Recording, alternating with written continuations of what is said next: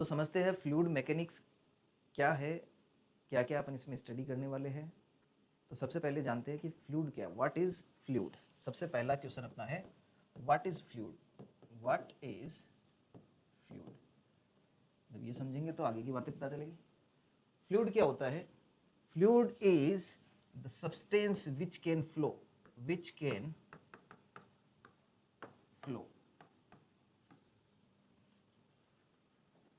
जो substance flow हो सकते हैं उसे अपन बोलेंगे फ्लूइड। जैसे मैं रूम का दरवाजा खोलता हूं और एयर का फ्लो होता है, एयर इज ए फ्लूइड। ठीक है, मैं नल ऑन करता हूं और पानी का फ्लो होने लग जाता है, वाटर इज ए फ्लूइड। क्या सॉलिड भी एक फ्लूइड हो सकता है? तो सॉलिड को भी कई मायनों में फ्लूइड कंसिडर किया जा सकता है। जैसे अगर मैं किसी बॉडी को हीट अप करने लग जाऊं, हीट दूं, हीट देने से मैंने पढ़ा है कि इसमें टेम्परेचर में चेंज आ जाता है। किसमें चेंज आ जाता है? टेम्परेचर में। लेकिन टेम्परेचर में चेंज आने के साथ साथ इसमें एक्सपेंशन स्टार्ट हो जाता है और मैं कहूँगा कि दिस सब्सटेंस इज फ्लोइंग। ठीक है, तो कोई भी मैटर जो होता है वो फ्लूइड है कि नहीं है वो उसकी कंडीशंस पे डिपेंड करता है। कोई भी substance all the time fluid नहीं होता है। ऑल द टाइम कोई भी सब्सटेंस फ्लूइड नहीं होता है। ये फ्लूइड है कि नहीं है ये उसकी कंडीशंस पे डिपेंड करता है। तो सारी कंडीशन देखने के बाद में मैं तो ये देखूंगा विच कैन फ्लो, जो फ्लो कर रहा है वो फ्लूइड है। ठीक है, अब हम फ्लूइड को स्टडी करते हैं तो इसे बोलते हैं फ्लूइड मैकेनिक्स। फ्लूइड मैकेनिक्स क्या बोलते हैं इसको? Fluid mechanics. फ्लूइड मैकेनिक्स में दो डिवीजन है, एक है फ्लूइड स्टैटिक और दूसरा है fluid dynamic. Fluid static and fluid dynamic. Fluid static का मतलब है फ्लूइड को जब मैं रेस्ट में पढ़ूंगा, या ऐसा समझो कि फ्लूइड जब स्टेशनरी होगा तब इसको मैं पढ़ूंगा तो इसे बोलूंगा फ्लूइड स्टैटिक। जब ये मोशन में होगा तो इसे बोलूंगा फ्लूइड डायनेमिक। लेकिन क्या रेस्ट या स्टेशनरी और मोशन कहना इनफ है क्या? तो मैं कंडीशन इसमें लिख देता हूं, fluid is stationery with respect to container. ये भाई कंटेनर के रेस्पेक्ट में स्टेशनरी है। और ये वाला fluid is in motion with respect to container. ये कंटेनर के रेस्पेक्ट में मोशन में है। क्या बात समझ पा रहे हो क्या? चलिए एक एग्जांपल लेते हैं। देखिए स्टैटिक की जब मैं बात करूंगा तो रेस्ट में है, लेकिन विद रिस्पेक्ट टू कंटेनर की बात करूंगा मैं हमेशा। और फ्लूइड डायनेमिक्स ये मोशन में है तो विद रिस्पेक्ट टू कंटेनर। तो एक एग्जांपल लेता हूं मैं। एक ट्रक है, इस ट्रक में कोई लिक्विड भरा हुआ है और ये अभी v इक्वल टू 0 है, इसका ये रुका हुआ है, अभी ये रुका हुआ है। तो इसमें जो फ्लूइड है इसको स्टडी करूंगा तो मैं इसे स्टैटिक बोलूंगा कि डायनेमिक बोलूंगा? आप बोलोगे सर ऑब्वियसली इसको तो अपन स्टैटिक ही बोलेंगे। तो ठीक है, मैं लिख देता हूं कि इस कंडीशन में ये क्या है? स्टैटिक है। ठीक है, अब मैं इस ट्रक को चला रहा हूं v इक्वल टू किसी कांस्टेंट स्पीड से, v इक्वल टू किसी कांस्टेंट स्पीड से चला रहा हूं। तो अब मुझे बताओ कि ये वाला जो फ्लूइड है इस पे मैं स्टडी करूंगा तो इसे स्टैटिक बोलूंगा कि डायनेमिक बोलूंगा? अभी भी देखो ये कंटेनर भी v स्पीड से चल रहा है, ये फ्लूइड भी v स्पीड से चल रहा है, दोनों एक दूसरे के रेस्पेक्ट में किसी भी तरह के मोशन में नहीं है, तो मैं इसे भी स्टैटिक बोलूंगा। इसे जब अपन पढ़ेंगे तो इसमें सारे फॉर्मूलाज कौन से लगेंगे? स्टैटिक वाले लगेंगे। अब ये किसी एक्सेलरेटेड मोशन से चल रहा है और a इक्वल टू कॉन्स्टेंट है, एक ऐसा है कॉन्स्टेंट है। अब क्या होगा? एक्सेलरेटेड मोशन होगा तो ये फ्लूइड पूरे का पूरा इस फ्लूइड पे फोर्स लगेगा और ये धीरे धीरे इधर की तरफ शिफ्ट होने लग जाएगा और इस तरह की शेप ले लेगा। ये फ्लूइड हो गया। अब की बार जो ऐसे था वो अब ऐसे हो गया। लेकिन एक बार जब ऐसे हो गया इसके बाद क्या ये वापस इधर आएगा? क्या आना तो चाहता है, लेकिन अभी भी इस पे क्या लग रहा है? फोर्स लग रहा है। a इक्वल टू कॉन्स्टेंट है तो F equal to m a all the time इस पे पीछे की तरफ लगेगा। फोर्स कितना लग रहा है? Mass into acceleration. और इस फोर्स की वजह से ये पूरा का पूरा सेटअप ऐसा ही रहेगा अभी भी ये कंटेनर के रेस्पेक्ट में मोशन में नहीं है। सिर्फ एक टाइम के लिए अगर एक्सेलरेशन लगा है तो उस टाइम पे ये चेंज होकर ऐसा हो जाएगा, उसके बाद में ये सेम रहेगा, तो ये भी स्टैटिक कंडीशन है। लेकिन जब मैं इसकी स्पीड बढ़ाता हूं, इसका एक्सेलरेशन कुछ रखता हूं, तो स्टार्टिंग में ये क्या करता है, स्टार्टिंग में ये अपनी सिचुएशन को चेंज करता है। ये पहले ऐसे था, अब धीरे धीरे धीरे धीरे ऐसे हो गया। तो ये जब हुआ वो ड्यूरेशन क्या था, वो एक्सेलरेशन भी चेंज हो रहा था। तो मैं लिखूंगा इफ एक्सेलरेशन इज चेंजिंग। अगर एक्सेलरेशन चेंज हो रहा है all the time, acceleration change हो रहा है तो इस पे लगने वाला फोर्स भी चेंज हो रहा है, और फोर्स भी चेंज हो रहा है तो अब ये मोशन करेगा। अब ये क्या करेगा, मोशन करेगा विद रिस्पेक्ट टू कंटेनर। और अब जब मैं इसकी स्टडी करूंगा तो इसे मैं बोलूंगा डायनेमिक्स। मैं इसके बारे में इतना डिटेल में क्यों बात कर रहा हूं, क्योंकि फ्लूइड मैकेनिक्स की ये जो दो डिवीजन है, fluid static and fluid dynamic, बार बार हम सिमिलर क्वांटिटीज को इस डिपार्टमेंट में भी पढ़ेंगे और इस डिपार्टमेंट में भी पढ़ेंगे, लेकिन दोनों के कंसेप्ट्स बिल्कुल डिफरेंट होंगे। तो अगर आपको यही नहीं पता होगा कि ये स्टैटिक की प्रॉब्लम है कि डायनेमिक की प्रॉब्लम है, तो आप अगर गलती से भी डायनेमिक में स्टैटिक वाला फंडा लगा देंगे तो आपके आंसर होगा नहीं। अगर डायनेमिक में स्टैटिक का फंडा लगा दिया तो गलत, स्टैटिक में डायनेमिक का फंडा लगा दिया तो गलत। तो सबसे पहला काम अपन को आइडेंटिफाई करना होना चाहिए कि फ्लूइड मैकेनिक्स की ये दोनों डिविजन्स में क्लियरली पहचान सकूं। तो fluid is stationary with respect to container. जब तक कंटेनर के रिस्पेक्ट में फ्लूइड स्टेशनरी है, स्टैटिक होगा। अगर मोशन में है तो डायनेमिक होगा। यहां पर अपन ने 3 कंडीशन देखी, तीनों में स्टैटिक था, लेकिन चौथी कंडीशन में डायनेमिक रहा है। क्या बात क्लियर है? आगे बढ़े, चलिए। स्टैटिक एंड डायनेमिक की अपन ने बात करी।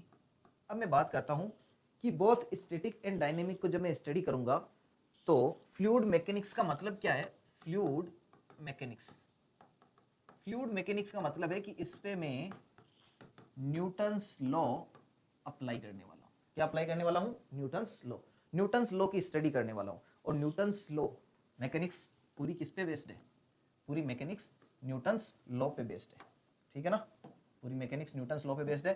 तो न्यूटन्स लॉ अप्लाई करेंगे अपन फ्लूइड के ऊपर। तो फ्लूइड तो फ्लो करने वाला सब्सटेंस है, इस पे मैं न्यूटन्स लॉ कैसे अप्लाई कर सकता हूं? क्योंकि न्यूटन्स लॉ किसी पॉइंट मास पे एप्लीकेबल होता है या रिजिड बॉडी पे एप्लीकेबल होता है। और फ्लूइड जो है वो तो क्या करता है? फ्लूइड तो फ्लो होता है, ना तो पॉइंट मास है ना रिजिड बॉडी है। तो मुझे Newton's law of motion apply करने के लिए फ्लूइड के लिए कुछ कंडीशंस रखनी पड़ेगी, ठीक है ना। तो मैं क्या करूंगा? कंडीशंस अप्लाई करूंगा ऑन फ्लूइड टू स्टडी और apply Newton's law. Newton's law apply करने के लिए मैं इसको कुछ कंडीशंस अप्लाई करूंगा फ्लूइड पे, और उन कंडीशंस के अंडर ही शायद मैं न्यूटन्स लॉ अप्लाई कर सकता हूं। तो पहले समझते हैं कि वो कंडीशंस क्या होगी। इन कंडीशंस को मैं बोलूंगा अजम्पशंस।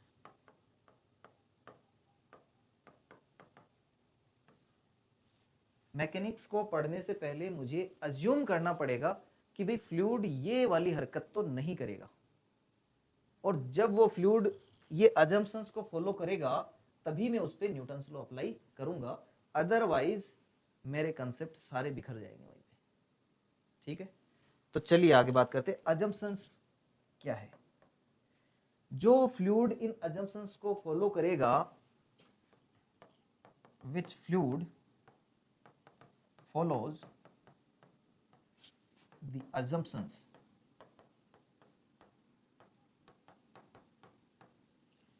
is called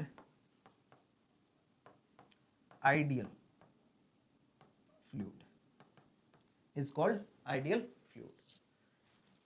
जो assumptions को फॉलो करेगा उसे अपन आइडियल फ्लूइड बोलेंगे, और उस पे अपन न्यूटन्स लॉ आसानी से स्टडी कर पाएंगे। तो क्या है भाई, देखते हैं क्या क्या अजम्पशंस है। पहला अजम्पशंस है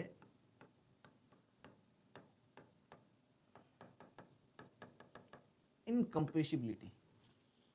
इनकम्प्रेसिबिलिटी क्या है कि एक फ्लूइड जो है उसको हम कंप्रेस नहीं कर सकते। ये प्रॉपर्टी है फ्लूइड की, ये अपन को मान के चलना है।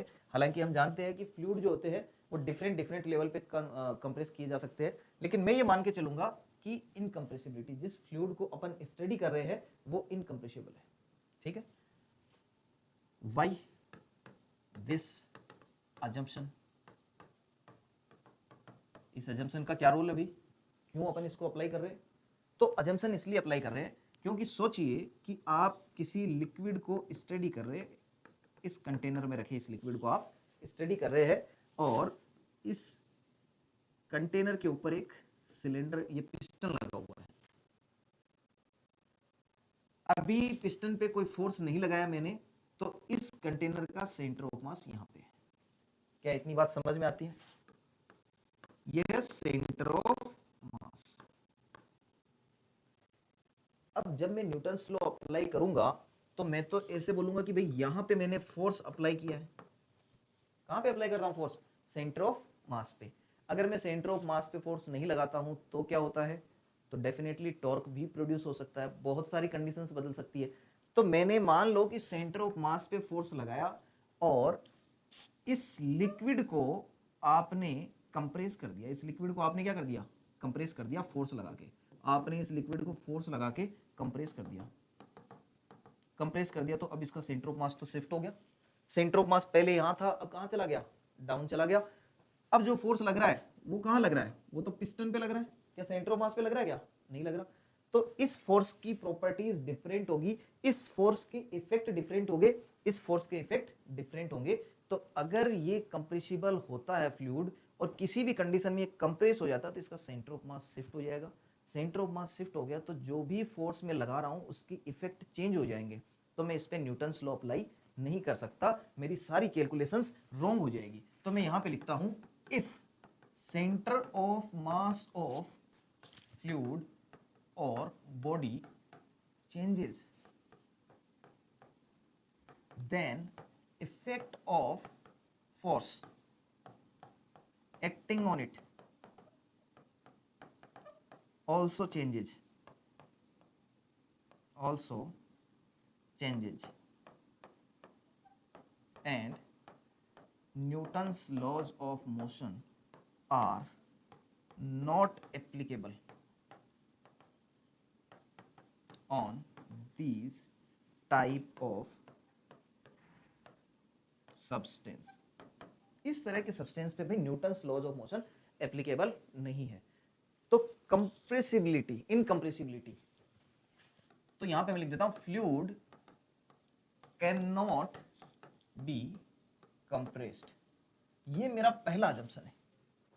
जिस फ्लूइड को मैं स्टडी कर रहा हूं वो कंप्रेस नहीं किया जा सकता है, तभी इस पे न्यूटन्स लॉ एप्लीकेबल है। क्योंकि अगर वो कंप्रेस किया जा सकता है तो उसका सेंटर ऑफ मास भी चेंज किया जा सकता है। सेंटर ऑफ मास चेंज हुआ तो सारी सिचुएशन गड़बड़ा जाएगी। आगे बढ़ते हैं, ये फर्स्ट अजम्पशन है। सेकंड अजम्पशन देखते हैं। सेकंड अजम्पशन में लिखता हूं,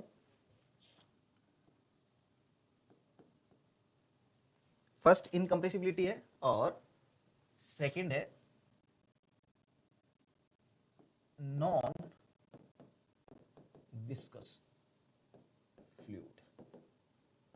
जो फ्लूइड होते हैं वो नॉन विस्कस होंगे, जिसके बारे में मैं स्टडी करूंगा, जिसको मैं आइडियल बोलूंगा, वो नॉन विस्कस होंगे। नॉन विस्कस होने का मतलब है कि इस फ्लूइड के दो पार्टिकल्स के बीच में कोई फ्रिक्शन फोर्स नहीं होगा। नो फ्रिक्शन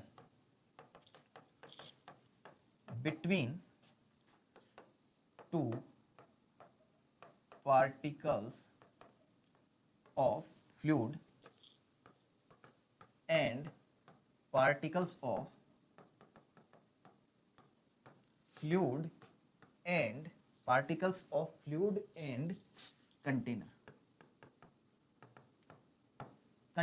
जो कंटेनर है, देखिए अगर मैं ऐसा बोलूं कि ये कंटेनर, इसके अंदर लिक्विड रखा हुआ मैंने, इसके अंदर अपन ने एक लिक्विड रखा हुआ है। इस लिक्विड के एक पार्टिकल ये वाला है, ये वाला है, इन दोनों के बीच में कोई फ्रिक्शन फोर्स एग्जिस्ट नहीं कर सकता है। और इस पॉइंट और इस पॉइंट के बीच में भी कोई फ्रिक्शन फोर्स एग्जिस्ट नहीं कर सकता है। और इसके बारे में भी डिस्कस करते हैं कि नॉन विस्कस फ्लूइड क्यों, why this assumption, again why this assumption, why this assumption,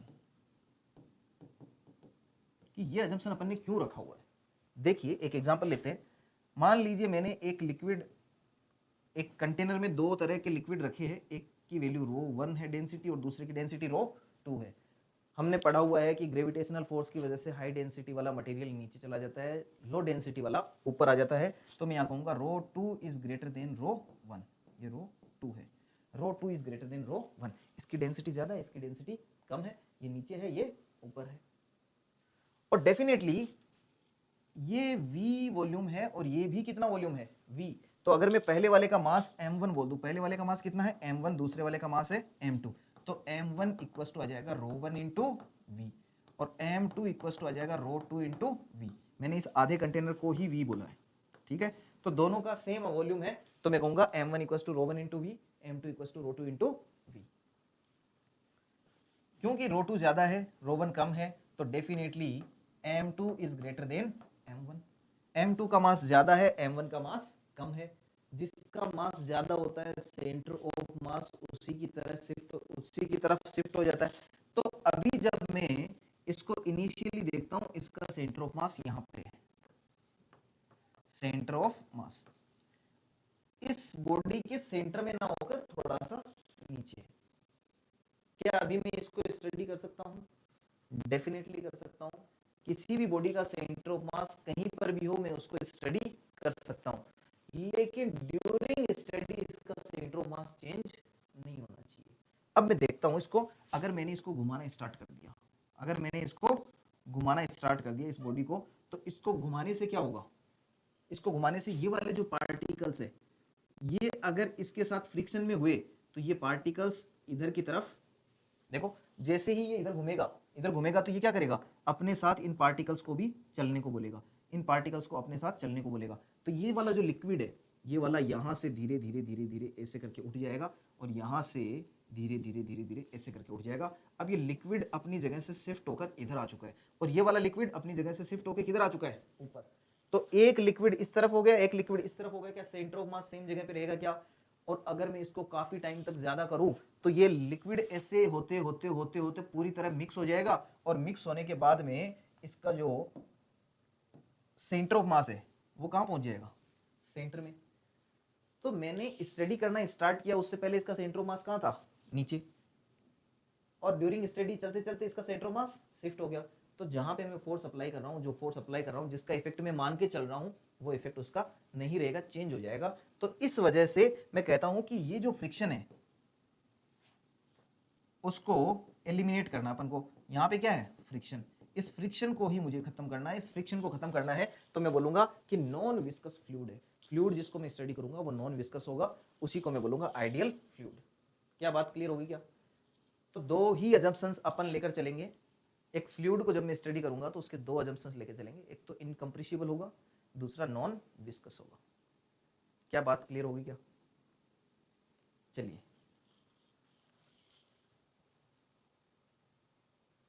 next point देखिए, मास डेंसिटी। ठीक है, मास डेंसिटी क्या होता है, या इसे बोलूं डेंसिटी।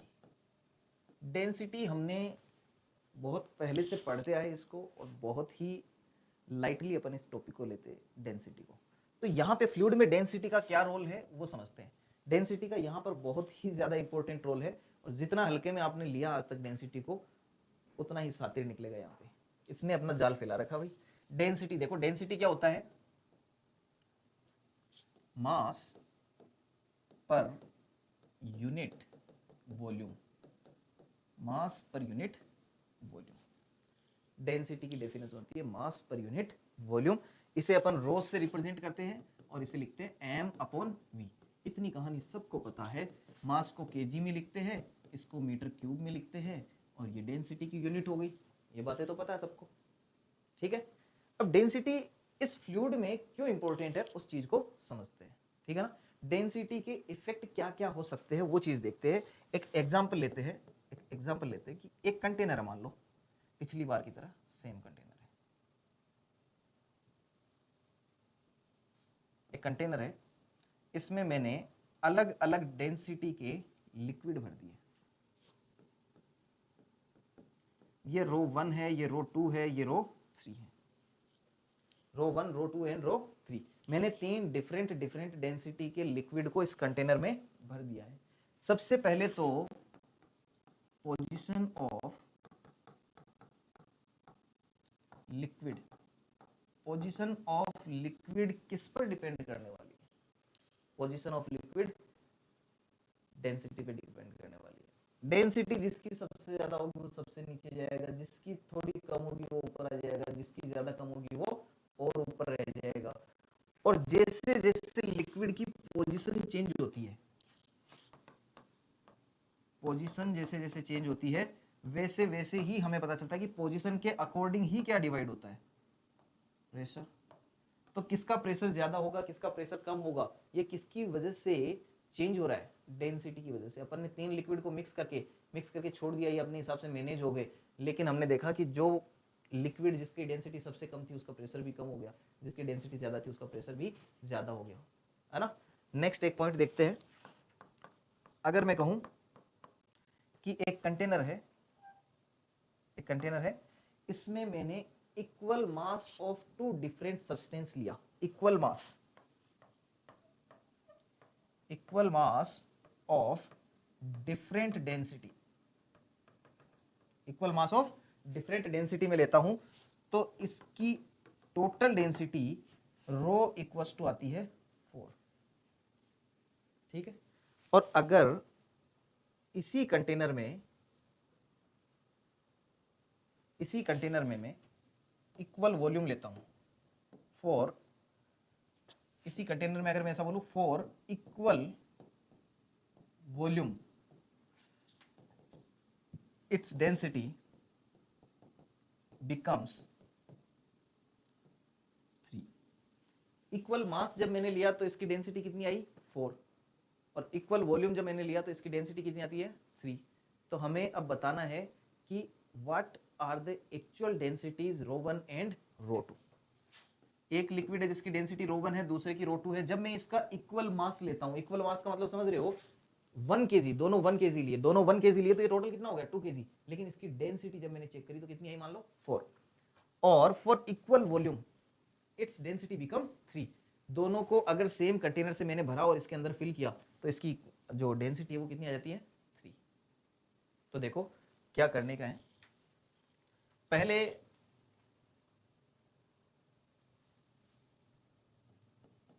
मैंने क्या करा है, रो 1 डेंसिटी वाले का मास कितना लिया है? m। और रो 2 वाले का भी कितना लिया है? m। क्या बात क्लियर है क्या? रो 1 वाले का कितना लिया है? m। और रो 2 वाले का भी m। तो इसका वॉल्यूम v1 इक्वल टू लिखा जा सकता है m upon rho 1। Similarly v2 equal to लिखा जा सकता है m अपॉन रो 2। इन दोनों कंटेनर को अगर मैं मिला के देखूं, दोनों को एक ही कंटेनर में रखा है, तो एक का मास m है, दूसरे का भी कितना है? m। तो टोटल मास कितना हो गया इसका? टोटल मास इसका हो गया 2m। टोटल मास कितना हो गया? 2m upon total volume. Total volume कितना हो गया? v1 plus v2। v1 plus v2 को लिख सकता हूं m upon rho 1 plus m upon rho 2। This is rho. और इसकी वैल्यू कितनी दे रखी है? इसकी वैल्यू दे रखी है 4। तो मैं लिख देता हूं 2m अपॉन, नीचे से m को कॉमन ले लेता हूं तो यह आ जाएगा 1 upon rho 1 plus 1 upon rho 2।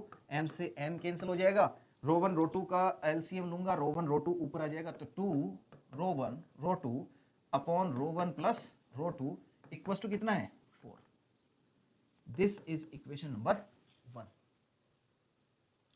Second देखते हैं। सेकंड कंडीशन क्या थी? सेकंड कंडीशन थी कि जब दोनों का वॉल्यूम सेम लेता हूं, जब दोनों का वॉल्यूम सेम लेता हूं, तो फिर से मैं लिख देता हूं, इसका रो 1 है, इसका रो 2 है, इसका वॉल्यूम v लिया, आपकी बार इसका वॉल्यूम v कितना लिया? v लिया।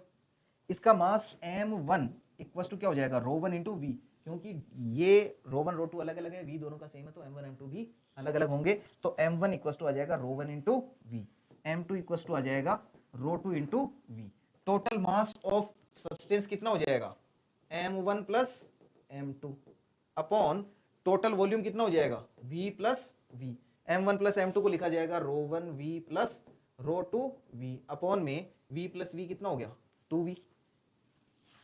यहां से v को कॉमन ले लूं तो v ब्रैकेट में आ जाएगा rho one plus rho two upon में 2v, v से v कैंसिल हो जाएगा और ये बचेगा rho one plus rho two upon में 2। ये कब है डेंसिटी? ये डेंसिटी तब है जब दोनों का वॉल्यूम कैसा हो, सेम हो। और इसकी वैल्यू कितनी दे रखी है 3। इसकी वैल्यू कितनी दे रखी है 3। तो एक बार यहीं पर रखते हैं। इस वाले के लिए मैं लिखूंगा rho one plus rho two upon 2 equals to है 3। 2 को इधर भेज देता हूं तो rho one plus rho two equals to कितना आ गया 6। Equation number 2। इक्वेशन नंबर 2 से इसके अंदर वैल्यू रखूंगा तो rho one plus rho two equals to 6, तो यहां पर कितना आ जाएगा 6। तो ये वाली चीज हो जाएगी,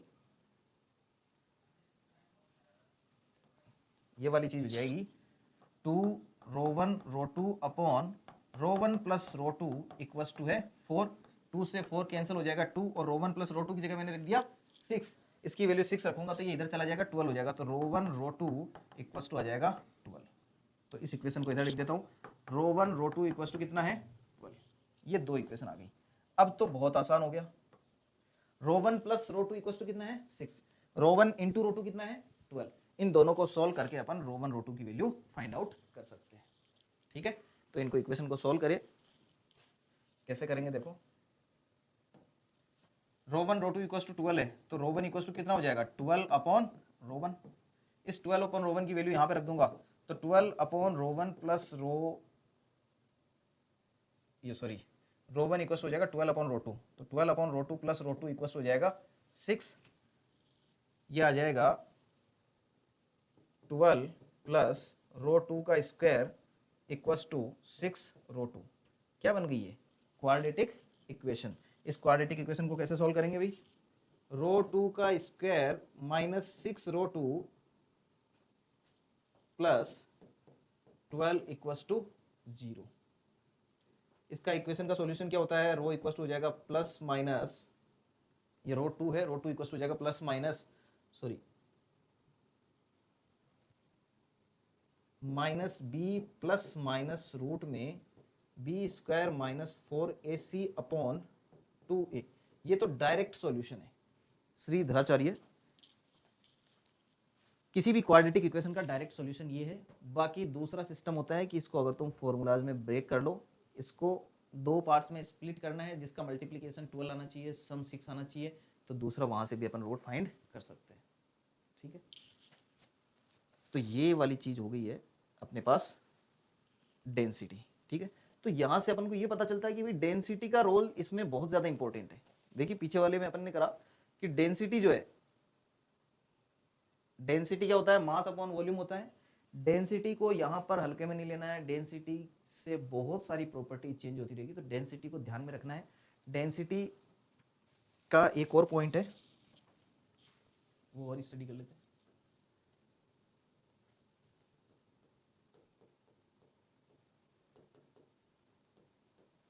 ठीक है, डेंसिटी को ही अपन ने जब वाटर की डेंसिटी से कंपेयर करते हैं, किसी भी सब्सटेंस की डेंसिटी को वाटर की डेंसिटी से कंपेयर करते हैं, तो इसे बोलते हैं स्पेसिफिक ग्रेविटी। इसे बोलते हैं स्पेसिफिक ग्रेविटी। स्पेसिफिक ग्रेविटी क्या होती है, स्पेसिफिक ग्रेविटी होती है ratio of density of a substance and density of water is called specific gravity of that substance। specific gravity of that substance, इसे नाम दिया गया है स्पेसिफिक ग्रेविटी। स्पेसिफिक ग्रेविटी का मतलब है ratio of density of a substance and density of water. ठीक है, तो इसे अपन लिखेंगे rho equals to rho substance upon rho water. ये होता है स्पेसिफिक ग्रेविटी। ठीक है, एक डेंसिटी का एक छोटा सा पॉइंट और है, वो भी डिस्कस कर लेते हैं। डेंसिटी